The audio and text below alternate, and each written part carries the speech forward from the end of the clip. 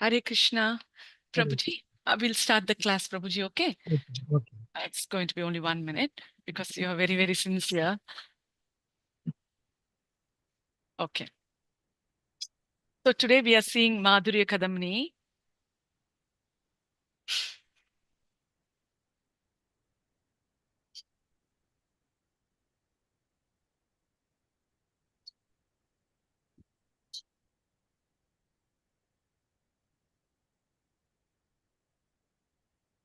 Okay.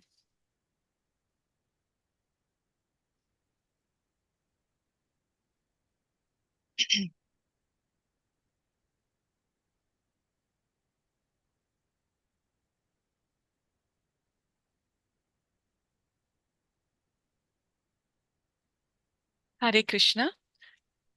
Today we are doing the study session of Madhurya Kadambini by Srila Vishvanatha Chakravarthi Thakura and translated into English by His Holiness Bhanu Swami Maharaj. My humble obeisances to His Holiness Bhanu Swami Maharaj, His Holiness Jayapataka Swami Maharaj, His Divine Grace A.C. Bhaktivedanta Swami Prabhupada, and all the acharyas in the Sampradaya. And my humble obeisances to all of you on Zoom, on YouTube, and on Facebook. Thank you so much. Madhurya Kadambini is a cloud bank of nectar.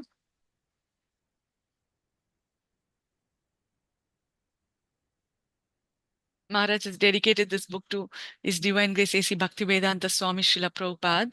Is the founder Acharya of the International Society for Krishna Consciousness, and is a preeminent Siksha Guru for all the disciples of ISKCON, okay, now and forever.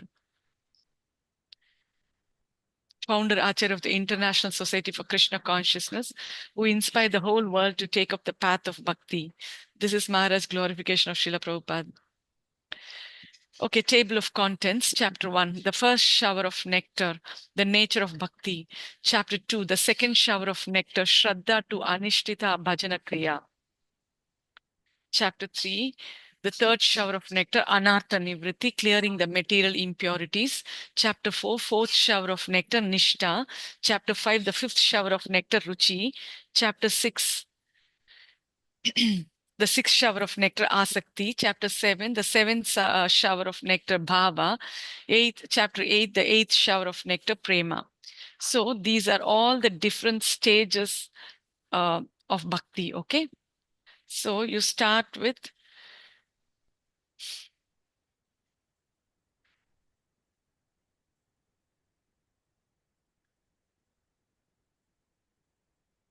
Shraddha.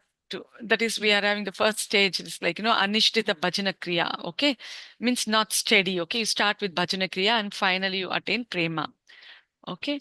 And of course, the first shower of nectar is the nature of bhakti. So they're discussing the nature of bhakti. In the second shower of nectar, they're also discussing about faith. Okay. And then they're also discussing about the starting stage of bhakti, Anishtita Bhajana Kriya. Okay. That is the unsteady uh, process of sadhana bhakti. Okay. Bhajana Kriya. So chapter 3 is dealing with, I mean, anartha nivritti, clearing the material impurities. Then we clear all our anarthas, okay? And then all the impurities are gone, material impurities, okay? Chapter 4 is fourth shower of nectar, nishta. We attain steadiness in bhakti, okay? At the stage, there's not too much of um, disturbances, okay? We are fixed steadily in bhakti. Chapter 5, the fifth shower of nectar is Ruchi. You develop a taste for the topics of the Lord like that. Chapter 6, the sixth shower of nectar is Asakti. So you are sort of fixed in the Lord, okay? You become very, very steady. Chapter 7 is the seventh shower of nectar is Bhava, okay, where you develop your Sthai Bhava. Chapter 8 is the eighth shower of nectar, Prema. So in the Asakti stage, most of the aparats are gone, all the offenses are gone. In Bhava stage, there are traces of the offenses, okay? And even sometimes because of the offenses, you can even fall down even from Bhava stage. Chapter 8 is in the Bhava stage, you can have even no darshan of the Lord maximum 3 times, okay? Chapter 8, then you become very much like, um, because you saw the Lord and then the Lord is gone. You miss the Lord so much, like, your state is like, terribly, you'll be like, you want to attain the Lord like that. Then chapter 8 is the eighth shower of nectar, prema. You attain the Lord through prema. Okay. So because you are attaining prema, you go to the spiritual world. We go to the spiritual world and we serve the Lord, okay, without any obstacles of this material body. Chapter 1, the first shower of nectar, the nature of bhakti. So this chapter 1 is describing the nature of bhakti. Hridva pre nava bhakti shashya vidate sanjeevani swagama rambhe kama tapurtudaha damani vishwapal golasini दूरान् मे मरुशाकिनोऽपि सरसि भावाय भूयात् प्रभु श्रीचैतन्य कृपा निरङ्कुश महामाधुर्य Kadambini. May the uncontrollable, extremely sweet bank of clouds of Sri Krishna Chaitanya Mahaprabhu's mercy, which bestows rapture to all the rivers of the universe, brings life to the grains of devotional service newly planted in the field of the heart, and by its auspicious approach extinguishes the intense summer heat of lust from far off, gives satisfaction to this worthless soul, a dried up branch in the desert. So, may the uncontrollable, because extremely sweet bank of clouds of Sri Chaitanya Mahaprabhu's mercy, because it is a cloud bank of mercy, okay, sweet bank of clouds of Sri Chaitanya Mahaprabhu's mercy, okay, which bestows rapture to all the rivers of the universe. So they're comparing the mercy to the clouds of what happens after the clouds, the rainfall comes. So now, because of this extreme mercy, which is compared to the clouds and followed by the rains, which bestows rapture to all the rivers of the universe. So, because when it rains, all the rivers of the universe get full, like, they're full, brimming with fullness, brimming with water to their full capacity. And this brings life to the grains of devotional service newly planted in the field of the heart. So, just as how the grains are grown in the fields when it rains and the rivers are full, similarly, with the mercy of Sri Chaitanya Mahaprabhu, all the rivers of the universe are filled, like, that is, it brings life to the grains of devotional service, okay, newly planted in the field of the heart.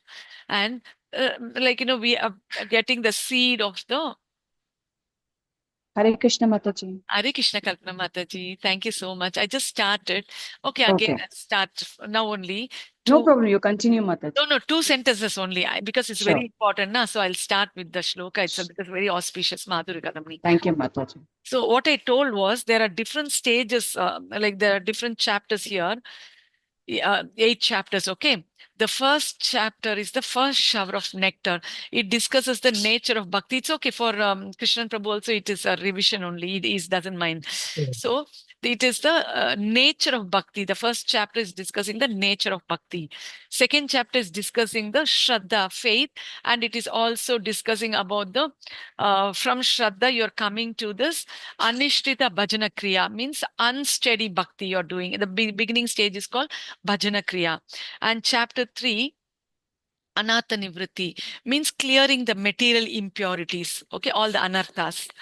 Nivritti means clearing. Chapter 4 is fourth shower of nectar, Nishta. Then after all the anarthas are cleared, then you come to the steadiness of bhakti. So if we are not steady in bhakti, one day people will do 16 rounds, another day they'll do 5 rounds, or they'll not do any rounds, like that. That is the anishtita bhakti. When you come to nishta, you are steady, you are kind of a steady, you are not getting too much confused, or it's not that you do bhakti, a little bit bhakti today, more bhakti next day, not like that. Okay, and the offenses are also reduced drastically. Okay, you attain steadiness in bhakti.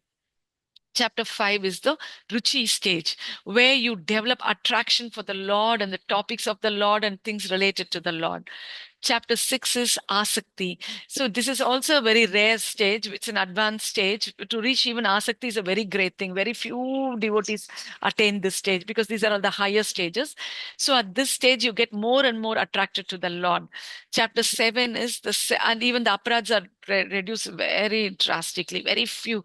And the seventh shower of nectar, there are trace, that is bhava stage, where you develop your sthai bhava. Means you have to be fixed because there are various rasas, okay? So you are fixed in your rasa, like, your bhava, sthai bhava. Like suppose you are in Vatsalya rasa, then that sthai bhava is coming, okay? Like that. Anyway, I'll explain, don't worry. So your sthai bhava is fixed. That is, in this bhava stage, because there are traces of anarthas, okay? And and sometimes even because of that aparadh, one can even fall down even from the bhava stage. And in the bhava stage, it's a ray of prema, like in the sun rays. What happens if there are so many rays, and what happened? Only one ray. This one ray is compared to bhava. Okay, in prema is so many rays, but in the bhava it's only one ray. And in the bhava stage, you can also see the Lord for a maximum of 3 times, once or twice or 3 times. And once you see the Lord, you get so attracted to Him. And once He's disappearing from our vision, we miss Him so much. It's compared to a poor man. Suddenly, he's getting so much of riches. Okay. Suddenly, he's finding a treasure of 1 million rupees. Okay. Then what happens? He's so happy. Then suddenly, the money is gone. He's keeping it in his house. The thief is coming and taking it and going. How will that fellow feel? Imagine getting $1 million, like, 1 million rupees, and then suddenly losing that in the next day, like that. So he's seeing the Lord, and when the Lord disappears, he's aching for the vision of the Lord. He wants the association of the Lord. So he becomes extremely thirsty for the Lord. Okay. Chapter 8 is the eighth shower, prema. So once you attain prema, the completely our spiritual body is formed. It starts forming at the stage of bhava. In prema, it's completely formed, and you are in the spiritual world with no material body. Okay. And then you can serve the Lord without any obstacles of this material body or the material world, completely free of all the disturbances. Nobody will disturb us. We can happily be with the Lord, serve the Lord, and associate with the Lord and His associates, and be extremely Satchidananda. We also become eternally happy and, okay, full of bliss, knowledge, and full of knowledge. So this book, you might ask why I suddenly came to Madhurya Kadambini. Okay. Yesterday itself I told you, because to proceed further in the Sarartha Darshini, you will need knowledge of Madhurya Kadambini. So because it is relevant at this point in time, I'm taking this. Okay. Because without this, if I take, like, it's okay, you can still understand, but why not let me also introduce another book? Okay, chapter 1, the first shower of nectar. So, what is this discussing? It's discussing about the nature of bhakti. Thank you so much. You people are very, very, because you people are so highly qualified. You are steadily attending the classes. Today, Dayasinda Prabhu has gone for one function. Okay, that's why he's not able to attend. Otherwise, he's also a very, very, very sincere devotee. Very, very It's our like, pleasure, Mataji. thank you, Mataji. So, chapter 1, even if you're not able to understand everything, even I also won't understand everything all the time, but still it is our thirst for the topics of the Lord, which will really help us grow quickly. Today, Bhanu Swami Maharaj in his class, he was telling, like, in bhakti, we need patience, we need enthusiasm, we need everything, like, tolerance, everything. So, somebody was asking some questions. So, Maharaj was telling, see, only a fool, like, as soon as you sow a seed, a mango seed, immediately you want, how can you get, oh, I've sowed the seed, but where is my result? Where is the result? Where is the result? Where is the mango? Where is my mango? Where it's not there. Like that, he'll go crazily. But you should understand that it takes time. Like, the fruit has to like, become a sapling, then it has to slowly grow, and after a few years it starts yielding the fruit. How can you expect the result suddenly, like, like that? So, but sometimes, and he was so merciful, he said, but because of the mercy of the devotees, sometimes, and of course the Lord, sometimes the results can be very quick. That's why I said, if we don't do offenses, it can be even quick also. Okay. So So if when we are reading something, it's not that everything we will understand at one go. I've seen many senior devotees, they kept on reading, they kept on listening, they kept on, like, again and again meditating on that. Then now, like, some devotees I know, like, now I got this point after such a long time. I've seen the stages, like, so it's like that. If that's the same with me also. Of course, if I do some aparad, then I get bewildered. Like, even the basic thing I know is I can't even remember, or I can't understand some basic things. That is why, out of experience, I'm telling, please don't do any aparad, okay? And of course, because of Bhanu Swami Maharaj mercy, I at least revived, like, but that is not the case with everybody. How many people will come in association of such great Mahat Bhagavata devotees, like, so it's better we don't do any offenses, okay? Let's be very careful. Okay, with even if we have less knowledge, it's okay. With that less knowledge, let us do proper bhakti without offenses. But to do offenseless bhakti, we need proper knowledge. Okay, then we are out of ignorance. One of the reasons of the offenses is because we are covered, okay, of ignorance. Another thing is we are bewildered. That is another reason, these two reasons. Okay, all that we'll see in another book. Now today we are focusing on Madhurya Kadambini. So one day we will even discuss Harinam Chimtamani, okay, where it is, like, in detail given about the offenses, okay. That also has been translated by His Holiness Bhanu Swami Maharaj. It's been written by Bhakti Vinod Thakur. So everything related, I'll take one book, okay. Small. These are all very small books only, small books only, okay. But full of knowledge, very much necessary so that we do bhakti in the right way without any offenses. Okay. So I'll read this shloka now again. Shridva Pre. So this chapter 1 is discussing the nature of bhakti. Okay, what is bhakti? Okay. Shridva Pre Nava Bhakti. Otherwise, the remaining, of course, in the next chapter also, we have a little bit of um, Shraddha. What is faith? Okay, faith is not actually a stage of bhakti, but it is a qualification for bhakti. Okay, and then in the second chapter we talk about the anishtita bhajana kriya, means unsteady bhakti. Okay, so here in the first chapter we are discussing. Then the remaining chapters are all the only the stages of bhaktis. Okay, so here Hridvapre Nava Bhakti Shasya Vidate Sanjeevani Swagama Rambhe Kama Tapurta Daha Damani Vishwapa Gallo Vishwapa Golasini Duran Me Marushakinopi Sarasi Bhavaya Bhuyat Prabhu Sri Chaitanya Kripa Nirankusha Mahamadhurya Kadambini.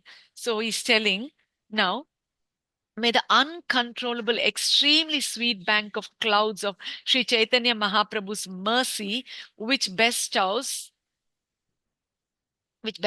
rapture to all the rivers of the universe, brings life to the grains of devotional service newly planted in the field of the heart, and by its auspicious approach extinguishes the intense summer heat of lust from far off, gives satisfaction to this worthless soul, a dried up branch in the desert. So now they are using, okay, like a metaphor kind of thing. So may the uncontrollable, extremely sweet bank of clouds of Sri Chaitanya Mahaprabhu's mercy. So his mercy is compared to the clouds. Okay, what does the clouds do?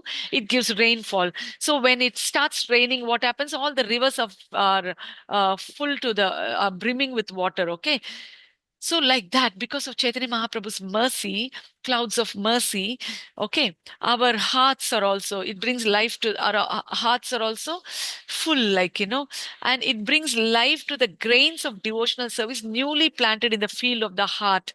So how the fields are all replenished by the rain, nourished by the rain. Similarly, all the new grains which are sowed are all, like, slowly they are becoming saplings. They are just giving out shoots. Okay, like that, our grains of devotional service which are newly planted in the field of the heart, and by its auspicious approach, okay, because of the approach of this mercy or clouds, merciful clouds, sweet merciful banks of clouds of Sri Chaitanya Mahaprabhu, it extinguishes the intense, okay, and it also helps in growing this grains of devotional service in our heart. And by its auspicious approach, okay, because of this mercy, extinguishes the intense summer heat of lust. Okay, so it is compared to the lust in us, okay? And so all this lust is gone because it's hot, because of the rainfall, this hot, like, this heat is getting subsided, okay? From far off, like, even from far off itself, this is happening, the result. The rain clouds from far off itself, it is affecting those, the heat of this caused by this lust and all that. From far off, gives satisfaction to this worthless soul, a dried up branch in the desert. So it gives satisfaction to this worthless soul, a dried up branch in the desert. So Vishwanath Chakravarti Thakura is glorifying the Lord and his mercy, and in turn is being very humble and is telling that he is a worthless soul. If you read any of the Acharya's commentaries or any books, okay, even Sri Chaitanya Sikshamrita also, Krishnadas Kaviraj Goswami, he was very, very, very old. He was literally blind. He can't even see. And imagine he wrote Chaitanya Charitamrita, so many volumes. Can you believe this? Because it is actually they're not doing that. Krishna is himself and Wow, amazing. yeah, and he says, I can't even see in this old age, like, he can't even do anything, but still, he wrote it. And with the mercy of Sri Radharani, they are able to achieve all this. Okay. So, like that, they all of them say, I am such a useless person. What can I achieve? I am so. They put themselves very in a lowly position. Okay. So, that is, it's not that they are in a low position, but out of humility, they always put themselves in such a low position. So, like that, Vishnu Chakravarti Thakura is taking a very humble position here and is glorifying Sri Chaitanya Mahaprabhu and his mercy. Bhakti Purvaishrita Tantu Rasam Pashed Yad Atadhi Tam Naumi Satatam Rupa Nama Priya Janam Hare. Like, and I'll give another example.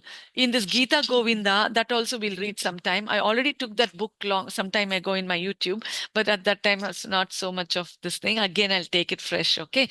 So even in that book also, Jayadeva Goswami, he only is the author of that book. It's a wonderful Rasa book, okay? So even in that also, uh, uh, okay, I think it'll be too much for you now. It's okay, I'll discuss that later. Bhakti Purvai Shrita Tantu Rasam Pashed Yet, because you need some more qualification to hear that. That's why. Otherwise, it'll lead to misunderstanding. Nothing like, don't worry, I'll just take that later. Bhakti Purvai Shritaktantu Rasam Pashed Yad Atadhi Tam Naumi Satatam Rupa Nama Priya Janam Hare. Though there are others who in the past had attained bhakti with rasas, I pay my continual obeisances to Srila Rupa Goswami, who's dearest to the Lord.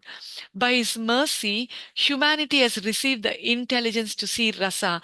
So now he's glorifying. Usually, we should glorify our seniors, the acharyas, like that. It's not that we have to take a great all the credit to ourselves. Okay, we are.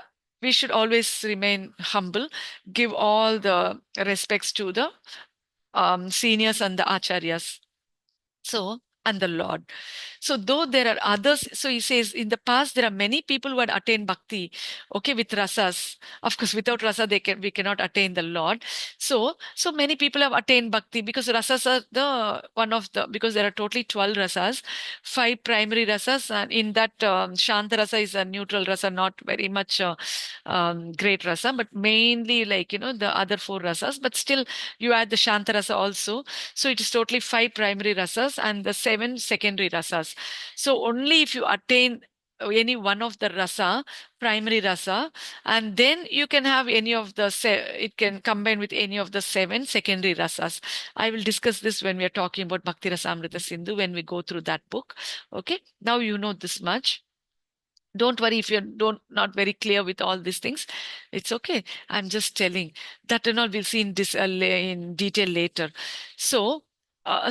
So without rasa, how can you attain prema? So that's why he's telling, Vishnu Chakravarti Thakura is telling, like in the past, many people have attained bhakti with rasa for you, but I pay my continual obeisances to Srila Rupa Goswami.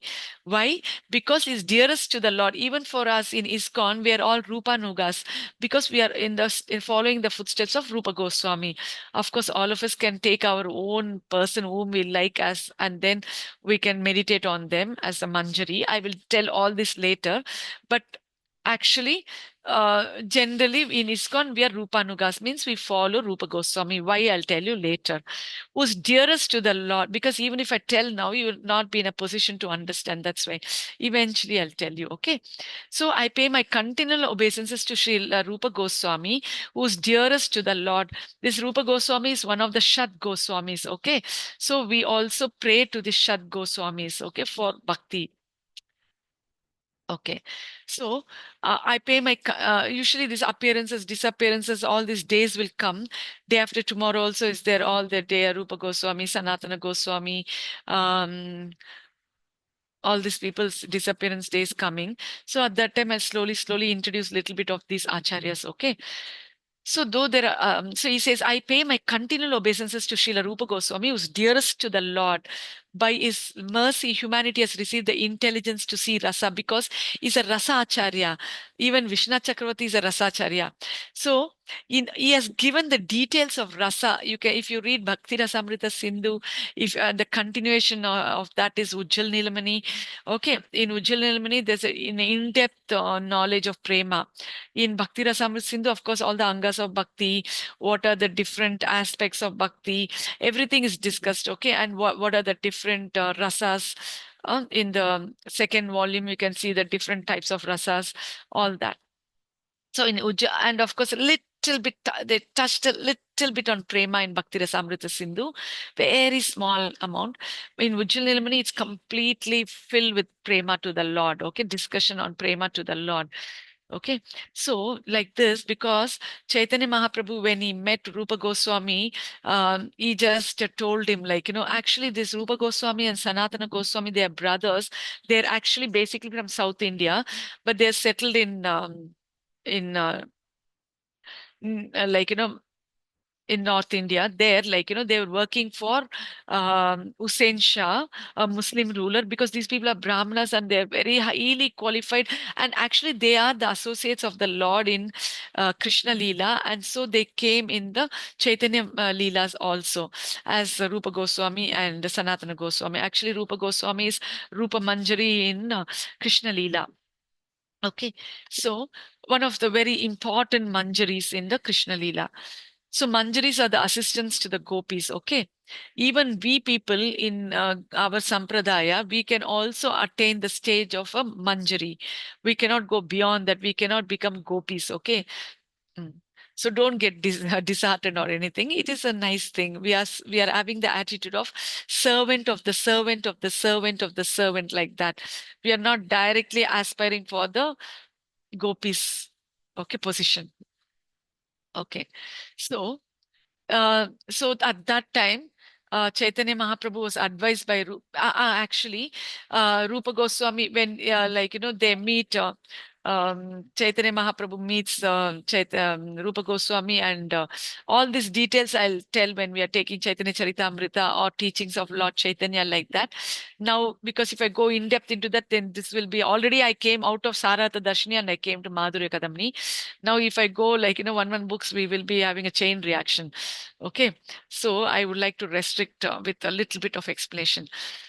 So at that time, this Rupa Goswami, what he does is, when the Sanatana Goswami, Rupa Goswami, they meet Chaitanya Mahaprabhu, who was on his way to Vrindavana. He meets these people. So at that time, he tells them, you renounce your ministerial positions in the king and the Hussein's government, and you come to Vrindavan, and you have to excavate the places, and then you have to write a lot of scriptures, because Chaitanya Mahaprabhu only wrote the 8 verses, the Sikshashtakam, which is very, very important. If we know thoroughly even those 8 verses, we can do bhakti properly. Okay. Sometimes this Method is very simple, but we complicate. That is the problem. Okay. So, so because of that, Rupa Goswami, what he does it, he asks for retirement, and the Hussein Shah says okay, and he gets like lot of gold in the boat. So 25% he keeps to himself, 25% he donates to his family members, and 50% for the Lord and his devotees. Okay, like that he shared his wealth. Okay, so then what happens? Sanatana Goswami, he is also trying to relieve himself of Hussein Shah's government. So he also goes and tells Hussein Shah, like, that he wants to get relieved, but they are not letting him. And then he's not interested in doing this ministerial job in the government for the Muslim ruler. Just a moment, please.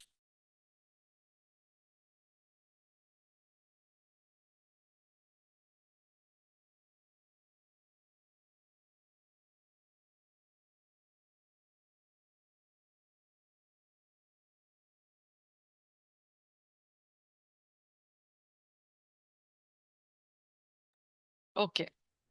So, So then Sanatana Goswami also wants to get relief, and he's not at all interested in doing all this government. Of course, the position is very high position. Who's interested in that? Once you start developing bhakti to the Lord, you become disinterested in doing all the other things, especially all these material things, all these material designations. Everything is a waste. So let it be any high position. Who cares? Like all these are very very temporary. Like all this wealth also all temporary. We only need the wealth that much required for maintaining our body and soul. Like we need not drag on, like working. So he's so fed up, like and so most of the time he doesn't go for the to the king's court at all. He is happily sitting at home and discussing Srimad Bhagavatam. So most of the days, and then he keeps telling he's not well, like that the information goes. Then one day the Hussein Shah becomes very curious, and he comes and he sees this activity is going on. He gets so furious. And then, because he's not interested and he doesn't want to be, and the king is not relieving him, so he imprisons Sanatana Goswami.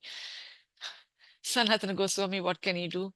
He wants to go because Chaitanya Mahaprabhu asked him to come, so he somehow wants to get relieved. So while going, Rupa Goswami, he keeps some gold coins for emergency in a shop. Okay, he gives the shopkeeper some amount and he says, let it be there because it'll be useful for my brother or something like that. They are very intelligent. See, so what Sanatana Goswami does is he gets that money and he coins and he bribes this one of the prison keepers. He says, "You come, I'll give you this gold coins, and then you please help me escape." Like so he helps him escape, and then okay, so somehow he like that, like this Sanatan Goswami also escapes and goes to me Chaitanya Mahaprabhu. So when Chaitanya Mahaprabhu meets Rupa Goswami, at that time even Sanatana Goswami also he gave a lot of information. So much he sat and advised what to do and what all the aspects of bhakti. So same thing Chaitanya Mahaprabhu did with Rupa Goswami. He explained to me all the rasa aspect and all the things in detail, so that Chaitanya he was empowered. Okay, Rupa Goswami is empowered, and so Chaitanya Mahaprabhu said, "You write the scriptures, rasa scriptures." So that's why he wrote all this Bhakti Rasamrita Sindhu. He wrote Bujjal Nilamani. Of course, there are many scriptures he wrote. Okay, he wrote Laghu Bhagavatamrita. So many books which we'll be seeing. Okay, so that is why, because of that only I went into the story now. So he's a Rasa Acharya because the Chaitanya Mahaprabhu asked him to write about Rasa. Lord is Rasa. So the Shruti, when you see this, there are many principal Upanishads and there are many Upanishads. Of course, all this Taittiriya Upanishad, all these Upanishads also, Bhanu Swami Maharaj translated. All this also I'll read out for you. Okay, slowly. So whatever we want, we are so fortunate. First of all, today's class also Maharaj mentioned, and in all the scriptures it's mentioning, being a human being is the greatest thing. We have done so much of thing that we have reached this human form. Out of 84 lakh species, we have gone through so much of karma, and finally our good fortune, we have got this human form. And how many people, even me also, wasted so many years of my life. Like now it's better we become greedy and utilize this life, like without any distractions for Krishna, and attain the highest benefit, prema. Okay, so the Lord is Rasa. this Taittiriya Upanishad, this Shruti, actually these Upanishads are all Shruti because they are passed on by oral communication. There is no written form. All the Vedas are Shruti because the Guru teaches the disciple and the disciple gets, because those days they were all very, very intelligent, very pure. So even the Vedas also, imagine, they were, one Veda is so difficult. All the four Vedas, they were thorough. And then they used to tell it backwards, frontways, sideways, every way. Like that. They were so thorough. And even imagine when Shukadev Goswami told Srimad Bhagavatam, which is 18,000 verses, okay, taking 12 cantos. Okay. All this he heard and put it in his memory. And Suta Goswami went and told to the sages of Naimisharanya, headed by Shaunaka Rishi. Can we do that? Forget about that. Even one shloka is perfect and translation perfect. We can't. But we should be so determined that we should try to capture what we heard or read, at least to a certain extent. Then in that way, we will become like, our absorption in Krishna becomes really, really like, deep. So if not fully, something I think I should start doing that from today. At least if we hear 10 lines, if it'll be better, at least I try to get at least 6 lines. In that case, if you try for that much, at least 2 lines will remember, at least better than not remembering anything, right? So the Lord is Rasa. So this is stated in the Taittiriya Upanishad, Shruti. Okay, this is Shruti. Shruti is passed down orally from one disciple to the other. Okay, but Smriti is in the written form. Okay, so Shruti Taittiriya Upanishad, after explaining the different coverings of consciousness, these also I'll explain later, Annamaya, etc., because these are the different koshas. The Shruti Taittiriya Upanishad, after explaining the different coverings of consciousness, Annamaya, etc., concludes with Brahma Pucham Pratishtas. You guys are really great. These are all very advanced topics, but just listen. Am I telling in a very simple way, Mataji, Prabhuji? You're able to No, understand? it's good actually. Yeah, we understood. Yeah. Even though these are very high topics, I'm trying to put it in simple terms. Even if you don't Correct. understand, don't worry at all, because you're doing really good.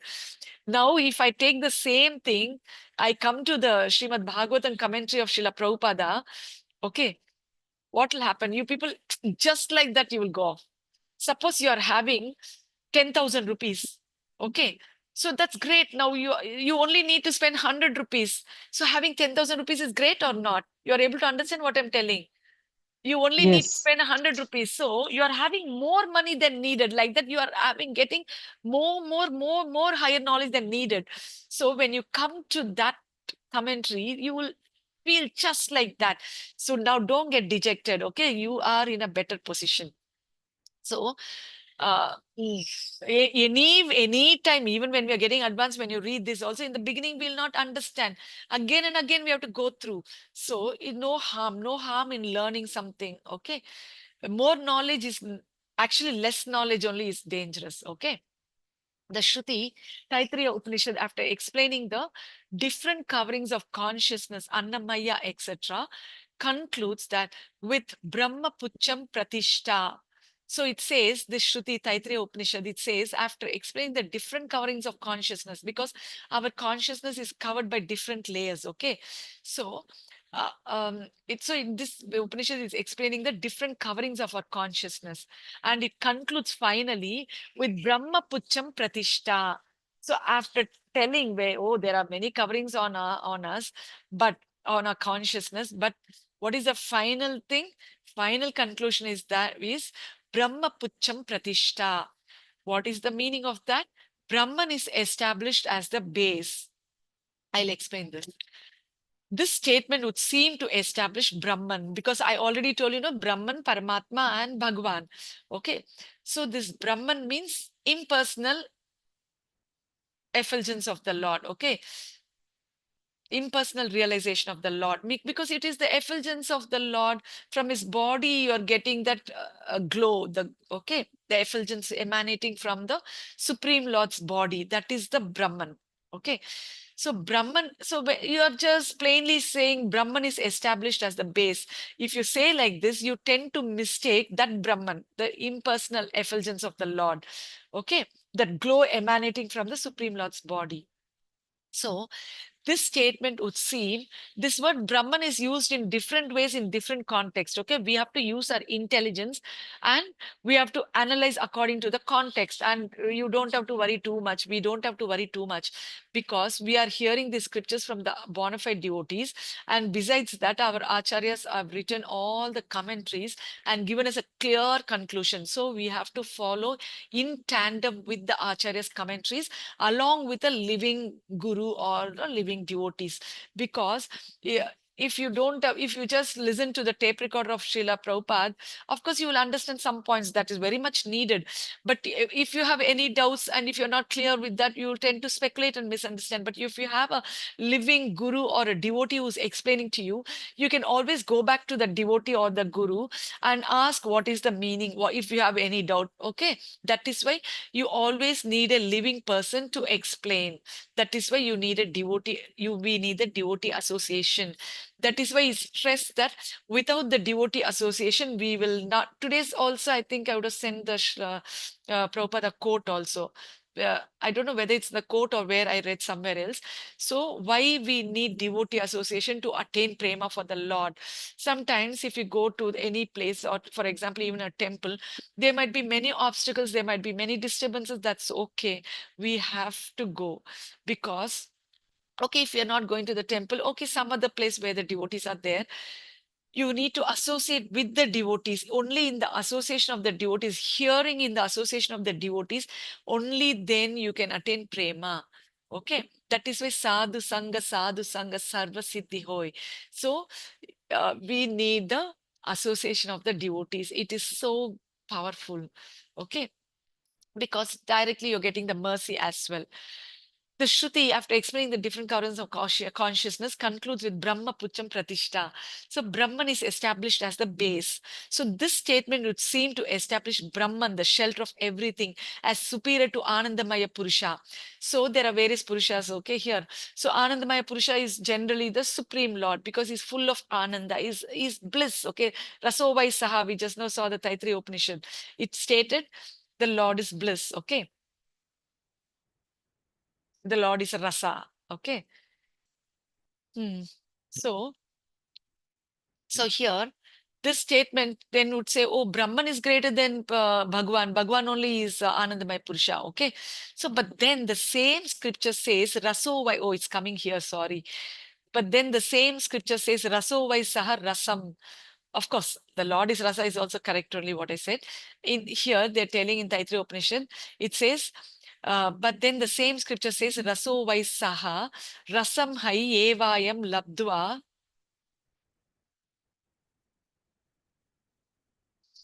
Labdvanandi Bhavati. The meaning is the Lord is Rasa itself. Attaining that Rasa, the Jiva becomes blissful. This statement indicates that Krishna is superior to Brahman. So, what is it saying? It says the Lord is Rasa itself. Okay, because the Lord is full of rasa, Akhila Rasamriti, Rasamrita Murti. When you take Bhakti Rasamrita Sindhu, the first sloka itself starts with Akhila Rasamrita Murti.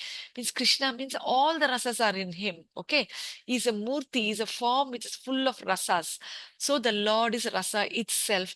Attaining that rasa, the jiva becomes blissful. So when we have developed that rasa for the Lord, that is why I told you in in bhava stage, we start developing that rasa, and in prema stage, it's complete. Okay.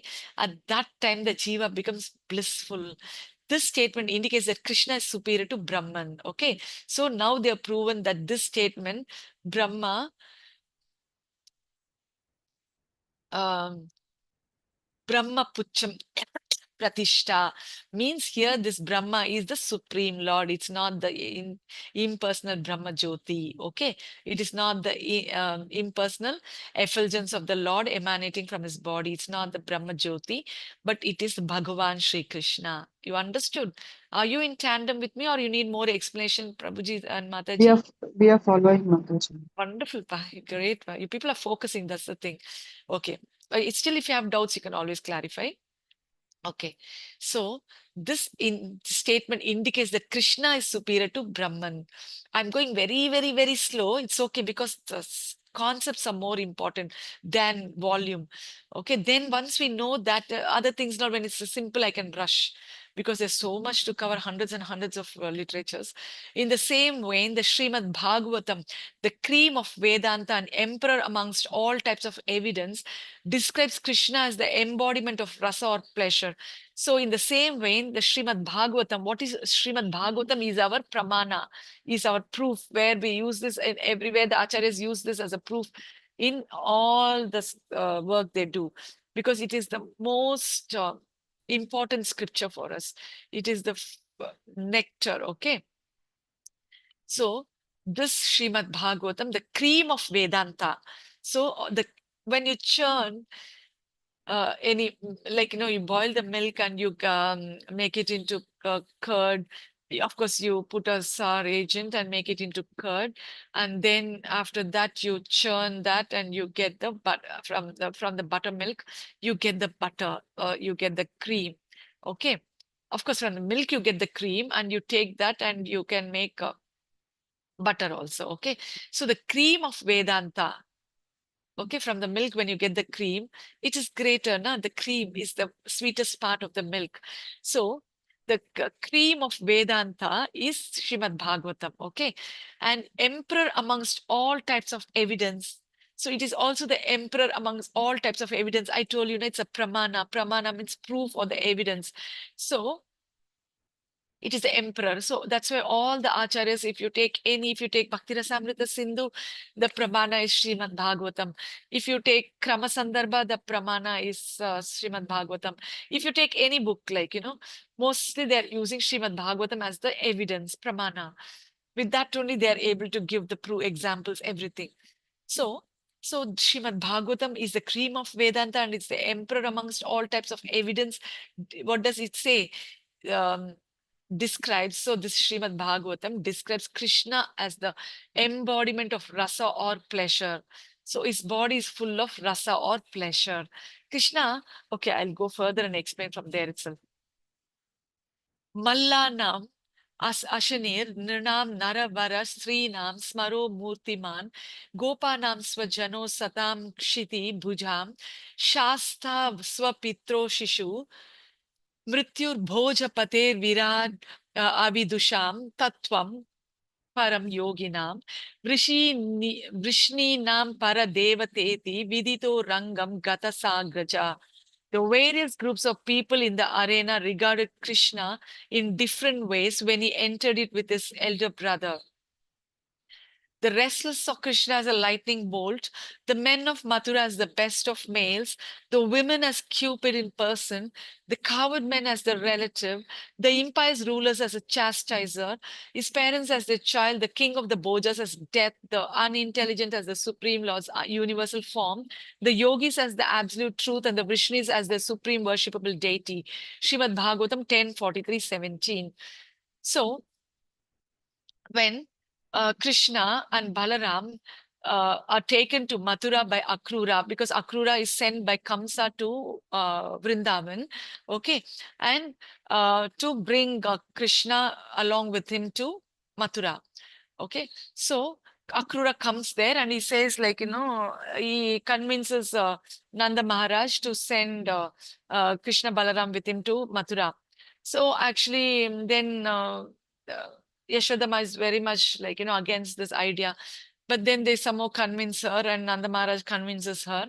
And finally, somehow or the other, they take Krishna and Balaram with, means they, not they, Akrura. Akrura is a very wonderful person, but what to do, is a servant of Kamsa, so he has to obey the orders of Kamsa. So he takes Krishna and Balaram with him. And all the gopis curse Akrura, and they all leave all their shame, because until then they were only secretly, they were in love with Krishna. Most of them are married gopis also amongst them, like Radha and all. But when Krishna and Balram were about to leave to Mathura, like in the chariot of Akrura, they all run and they hold the chariot. They will not let the chariot move forward. They cry, Krishna, Krishna, don't leave.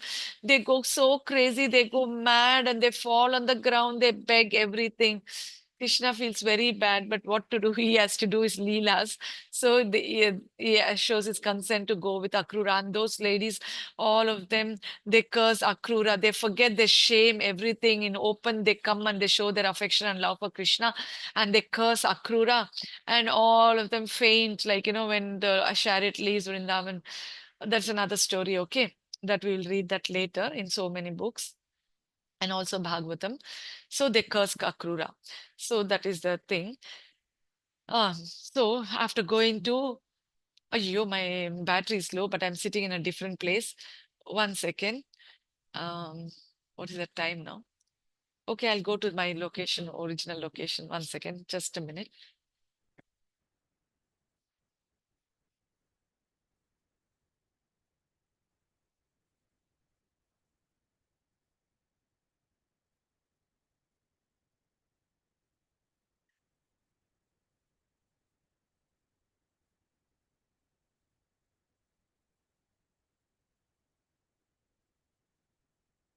Okay.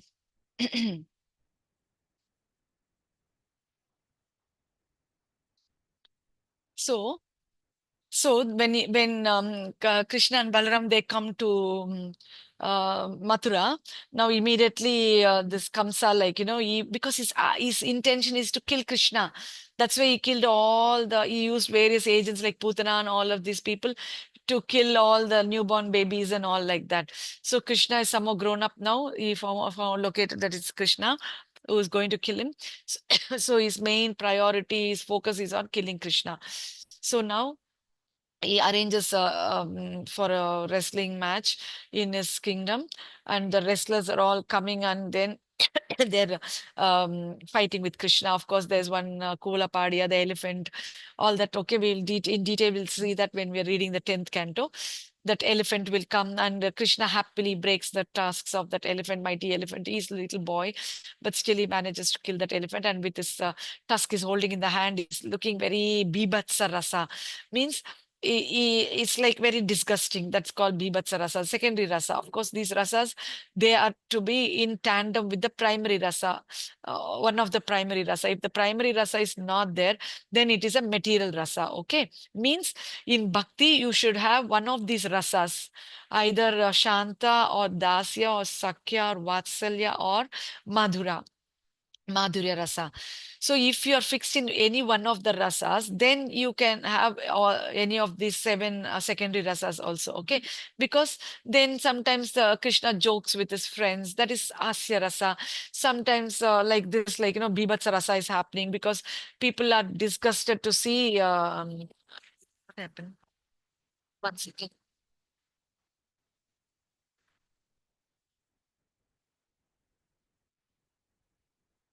To see Krishna, like, like, so full of blood oozing after killing this elephant, like, he's holding the trunk of the elephant and all that. His body is filled with blood, like that, his fingers and all that. So it is like all this. So Krishna comes to this arena, and now he fights with this wrestlers.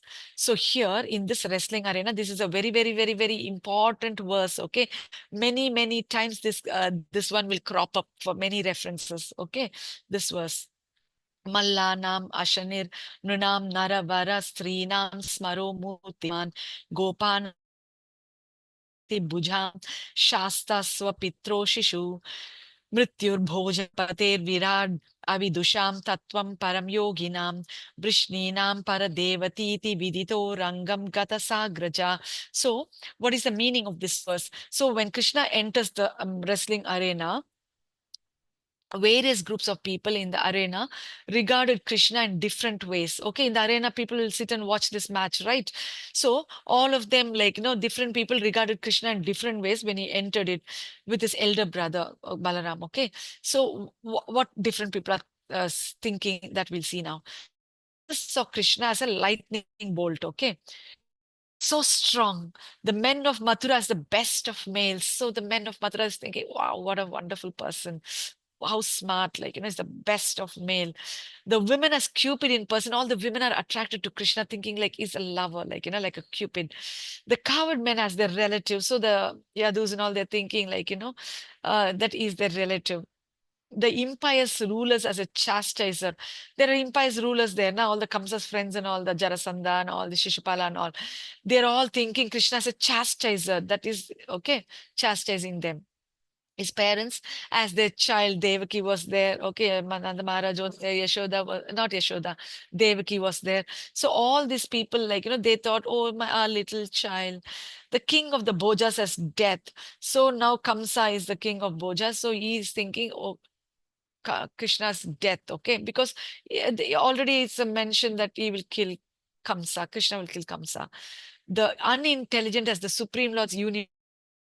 As I already told you in the beginning, like, I don't know whether I told or not, the unintelligent people, like, they consider supreme, uh,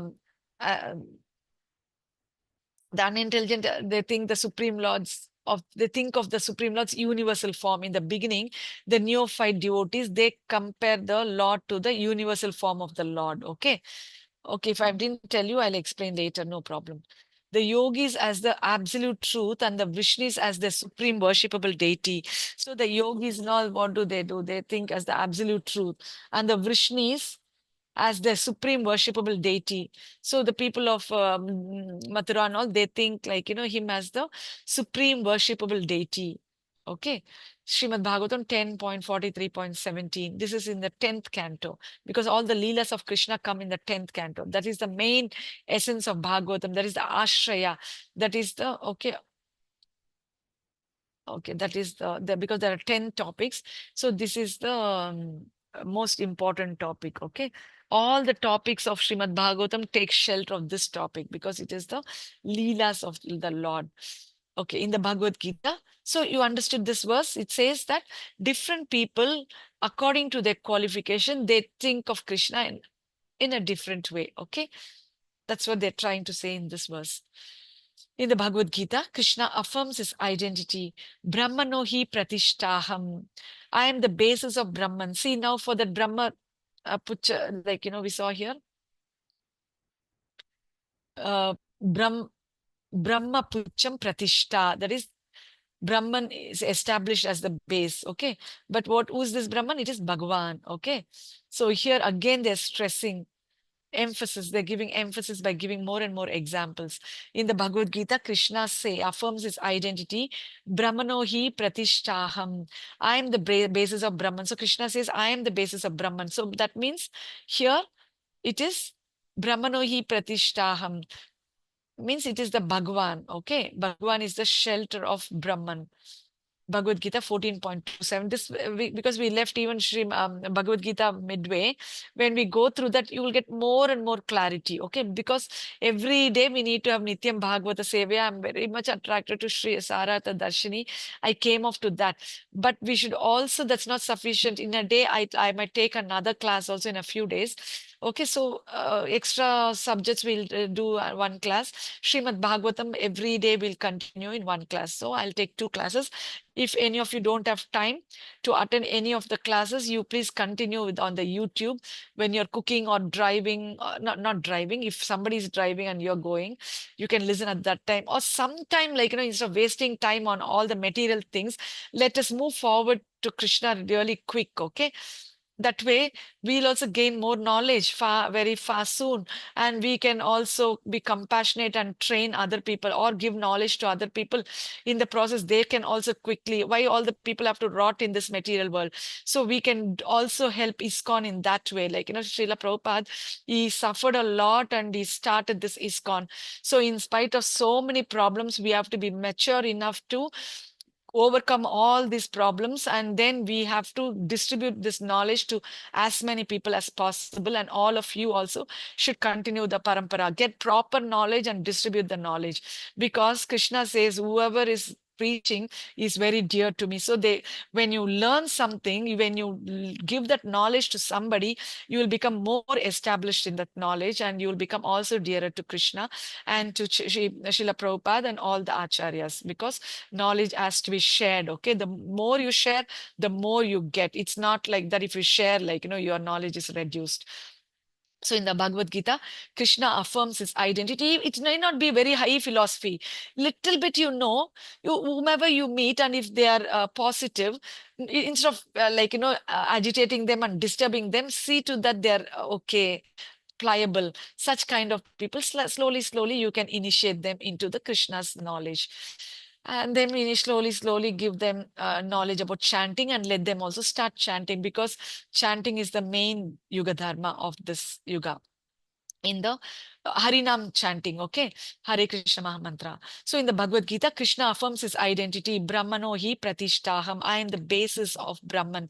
He says, I am Bhagwan, I am the basis of Brahman. So Brahman takes shelter of, impersonal Brahman takes Brahmajyoti takes shelter of the Lord, because it's the effulgence coming out of the body of the Lord. So naturally, it has to take shelter of the Lord. Okay. So this is in Bhagavad Gita 14.27. How could anyone fail to recognize Krishna, the son of the king of Raja, who has an unlimited body? Okay. This we will continue tomorrow. Okay. This I've taken very less, but I stressed it very well so that it gets imprinted into our minds. Okay. Hare Krishna, thank you. Wonderful, wonderful devotees. I love you all so much, even for giving Thank you. mercy to Thank me, you. because I am able to preach and I am also able to gain, establish my knowledge properly. Okay. Hare Krishna. Hare Hare Krishna. Krishna, Mataji. Hare Krishna Mataji. Hare Krishna Prabhuji.